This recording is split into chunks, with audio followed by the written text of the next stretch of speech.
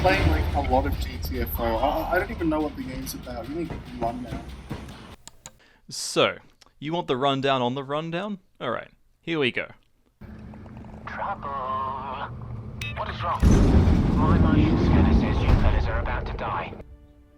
GTFO is a cooperative dopamine inhibitor for masochists who've decided that physical torture just isn't enough, where just one mistake can cost you the whole run. Each season of GTFO's campaign is called a rundown. It contains missions that are only available during that specific rundown. These missions are assigned by the Warden, a hostile mob summoned by Skull Shriekers in deep dark biomes. After selecting a mission, you can wait half an hour for everyone else in the lobby to ready up. You can use this time to customize your loadout and find the weapon you like the most.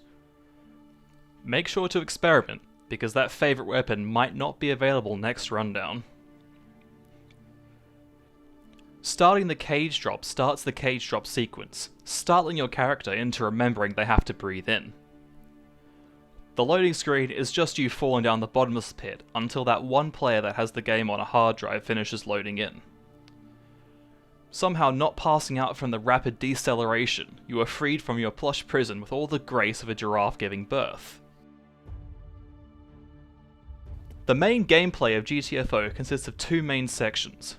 Avoiding waking up the sleepers, which your teammates will often do because they're impatient, and holy fucking shit, no. Stealth. You start off each mission in stealth, where you proceed slowly towards your first objective. This section involves playing red light green light with the crackheads in the warden's basement, slowly killing them off and repeating it's fine, over and over again when you fuck it up. Combat. The combat sections can start in a few ways. When you fuck up stealth and wake up the sleepers, when you let a scout tickle your pickle, when you do that, and an alarm door or terminal. This involves either standing in circles or attempting to find out what you're supposed to enter into the terminal to shut off the alarm. These sections usually start with, or end with, wishing you had more ammo. Use your resources wisely, because there's usually one team member who isn't. Bots. Bots are absent-minded, petty thieves who simp so hard for down players that they will ignore any circumstance to try and get some.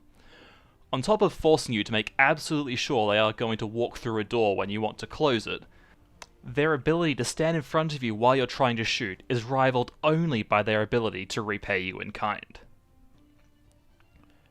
GTFO being designed for 4 players means that having a 4th person helps a lot, especially because the bot will almost never forget to use the biotracker. So let me break down the bot. You can customize the loadout of the bot the same way you do your own. Because bots are more trustworthy than a human using the biotracker, always give it to one of them. If you have more than one bot, choose deployables that can be picked back up and replaced when they inevitably fuck up the placement. Underneath the bot's name is who they're currently thirsting after. This player is often the first to receive supplies the bot took when they weren't looking. Because they are so starved for attention, simply asking them to follow you will cause their divining rod to point at you. Do not leave the bot simping after an AFK player, or it might forget to use the scanner. The bot also has ADHD and is easily distracted, pointing out everything in the room and wasting lock melters.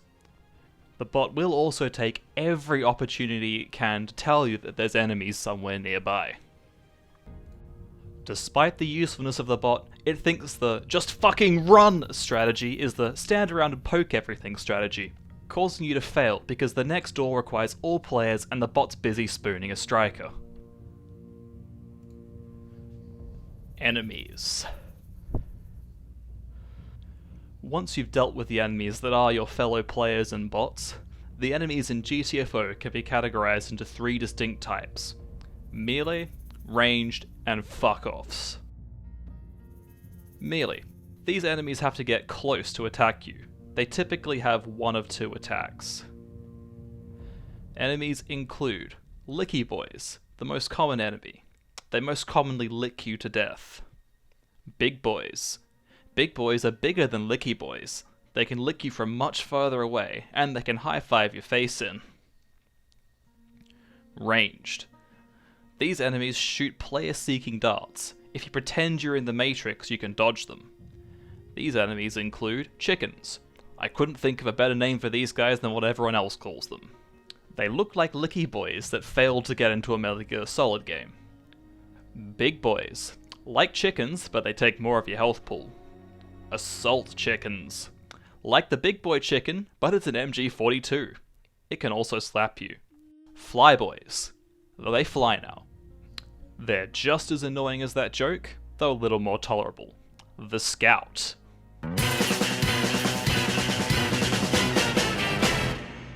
Fuck-offs. These are the enemies that I dislike the most. Tar Boys. These are regular enemies cosplaying as roads, so therefore they move and attack faster. Invisible Boys. Regular enemies again, but invisible unless you shine a light at them. Turrets also won't shoot them unless you ping them with a biotracker. Hentai Man. The reason I won't play this game in VR. Cancer Man. I didn't record when we encountered him, I just remember no one having any ammo left after a giant tumor sprinted down the hall. The Flyboy with acne. It just spits flyboys at you until you pop all of its pimples. Final thoughts. This game has a very low survival rate, so expect to have several new arseholes after each mission. Teamwork is not optional. Everyone needs to take up a role in order to survive. If you can't cooperate with anything sentient, then this isn't your game. However, I would still rate it an 8 out of 10, would get tongued again. Thanks for sticking with it for the whole video. I decided to try something different and do a scripted video rather than the usual clips that made me breathe through my nose compilation. I'm making this video before we finish the whole rundown because recording just the first few missions is about 429GB and I kinda want that space back. Editing in this style was kinda painful, so I'm probably not gonna do it again. Okay, thanks for watching.